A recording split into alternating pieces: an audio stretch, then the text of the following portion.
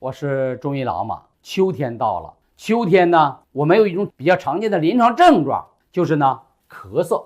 而秋天的咳嗽呢，大多是没有痰的，尤其是初秋的时候，多出现一种咳嗽的症状呢，就是干咳无痰，同时伴有呢口干、口渴、鼻燥、咽干。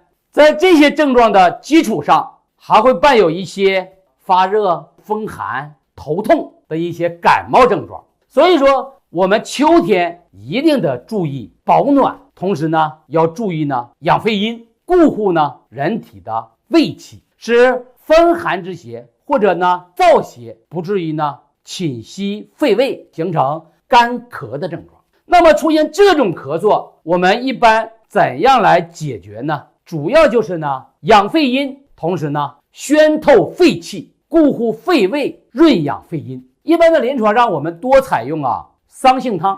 桑杏汤这个方子呢，我们加减稍佐以滋阴润燥的药物，你像麦冬或者呢酌加一点黄芩来清肺热都可以。那么临床上如果说干咳无痰，咳嗽不重，那么我们就不用药，我们能不能按摩我们的穴位来解决咳嗽症状呢？可以，我给大家举几个穴位。第一个就是我们天突穴。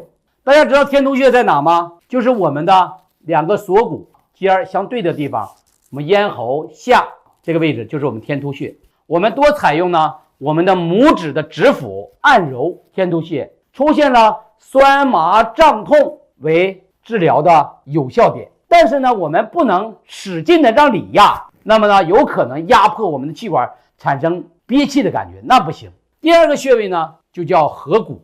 说为什么取合谷？那就是面口合谷收。为什么叫合谷呢？合谷是在大指和我们食指之间，我们用大指的第一掌指和我们的大指和二指的一个连接纹按压凹陷处，就是我们的合谷穴。那么按压合谷呢，就能够缓解我们咳嗽症状。同时还有一个穴位呢，就是我们很多人都想的外关穴，这都是我们的手经的一些穴位。你像我们的曲池、尺泽都是我们肺经的穴位，我们也可以按压。所以说病重呢，我们可以用药疗配合我们的穴位疗法。但轻的时候呢，我们只用一些穴位疗法就能缓解我们的症状，以提高我们的生活质量。今天的视频就给大家分享到这儿，谢谢大家的观看。